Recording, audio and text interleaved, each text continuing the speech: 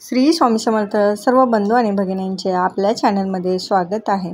आजचा दिवस तुम्हाला आनंदाचा, सुख समृद्धीचा आणि भरभराटीचा जावो हीच स्वामी चरणी प्रार्थना।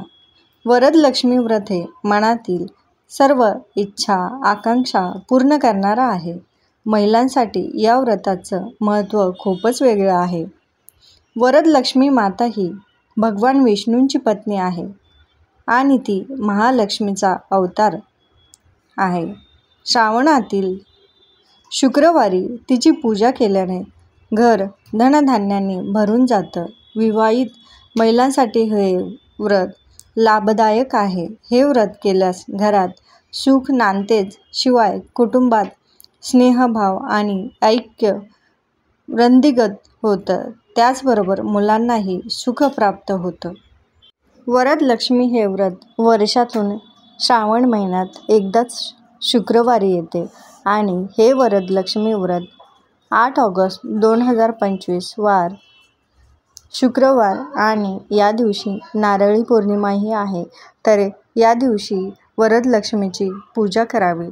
तर ती पूजेची मांडणी कशी करावी ते आज आपण बघणार आहोत।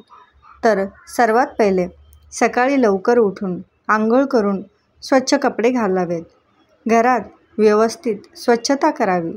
संपूर्ण घरात गंगाजल किंवा गोमूत्र असेल तर शिंपडावं। घराबाहेर उंबरठ्यावरती पिवळ्या हळदीचं लेपन करावं आणि बाहेर रांगोळी काढावी। तसेच घराच्या मुख्य दरवाजाला हळदीने जर स्वस्तिक काढलं तर बाहेरची जी काही बाधा आहे ती कधीच घरात प्रवेश करणार नाही आणि आपला बाहेरच्या बाधेपासून आपल्या घरांचं, आपल्या मुलांचं, पतीचं रक्षण होईल। त्यानंतर आपण ज्या ठिकाणी पूजा करणार आहोत तर ती जागा स्वच्छ असावी आणि शक्यतो ईशान्य कोपऱ्यालाच पूजा मांडावी। तर सर्वात प्रथम तिथे चौरंग किंवा पाट ठेवावा आणि त्यावरती आपले लाल वस्त्र अर्पण करावे आणि त्यानंतर मग सर्वात पहिले संकल्प करायचा असतो।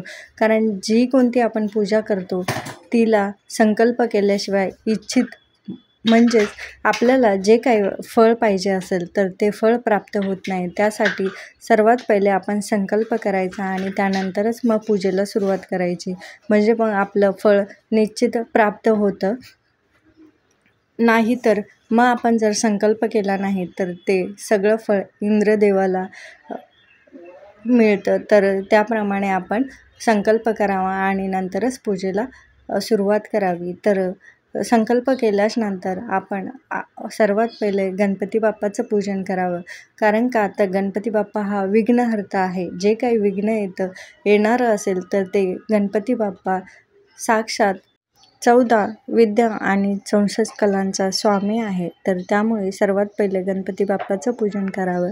त्यानंतर माता लक्ष्मीचं पूजन करावं। माता लक्ष्मी आणि भगवान विष्णूच्या मूर्तींना आजच्या दिवशी पंचामृताने किंवा गंगाजलाने स्नान घालावं। त्यानंतर मूर्ती नवीन वस्त्र परिधान करून सजवाव्यात। जर तुमच्याकडे मूर्ती जर नसेल तर एका पाटावरती वस्त्र टाकून त्यावरती आपला तांब्याचा कलश ठेवून त्या कलशामध्ये पाणी गंगाजल टाकून वरती 5 नागिनीचे पाने ठेवून त्यावरती आपलं जे श्रीफळ म्हणजेच नारळ ठेवून आपण त्याचंही पूजन करू शकतो। किंवा तुमच्याकडे जर लक्ष्मीची मूर्ती किंवा मुखवटा असेल तर तुम्ही त्या नारळाला लावून आपण त्याची छान अशी पूजा करू शकतो। यानंतर तुम्ही जसे आपण दिवाळीला लक्ष्मीपूजन करतो त्याप्रमाणे आपल्याला आपल्या वरदलक्ष्मीची पूजा करायची आहे। तर या दिवशी धूप दीप आरती करायची आहे। तर सर्वात पहिले म्हणजे आपण हळद कुंकू अक्षता नैवेद्यासाठी फळे जे काही अर्पण केले त्यानंतर आपल्याला वरदलक्ष्मीची कथा करायची आहे, कथा वाचायची आहे। जर तुम्हाला वाचता येत नसेल तर दुसरं कोणाला सांगून ती कथा ऐकावी आणि ज्या व्यक्तीने ती कथा वाचली त्या व्यक्तीला थोडं तरी यथाशक्ती दान द्यावं। नाहीतर मग जे काही पुण्य आपल्या पदरात पडणार असतं ते त्या व्यक्तीच्या पदरात पडतं। म्हणून त्या व्यक्तीला थोडं तरी दानधर्म हा करावा आणि त्यानंतर मग नैवेद्य दाखवावा. नैवेद्यात जे काही आपल्याला पदार्थ बनवता येईल, आता माता लक्ष्मीला खीर, शिरा असे प्रकार नैवेद्यास ठेवले तर अतिउत्तम. तर तुम्हाला जी काही सेवा करता येईल तर त्याप्रमाणे तुम्ही नैवेद्य बनवू शकता. त्यानंतर मग आपली गणपतीची आरती, माता लक्ष्मीची आणि श्रावण महिना आहे तर त्यामुळे भगवान शंकरांची आरती करावी. तसंच पौर्णिमाही सुरुवात झालेली राहील तर पौर्णिमेला सत्यनारायण पूजा किंवा माता लक्ष्मीची सेवा करताना 16 वेळेस श्रीसूक्त किंवा मग तुम्ही कमलात्मक मंत्र या मंत्राचा एक माळ जप केली तर ती सेवा ही खूप महत्त्वाची आहे आणि त्याचा अनुभवही खूप छान येतो. तर अशा प्रकारे तुम्हाला जेवढी माता लक्ष्मीची सेवा करता येईल त्याप्रमाणे तुम्ही सेवा करावी आणि माता लक्ष्मीचा अखंड तुमच्यावरती कृपा राहील. तर आजचा व्हिडिओ तुम्हाला कसा वाटला ते नक्की कमेंट करून सांगा. तोपर्यंत श्री स्वामी समर्थ.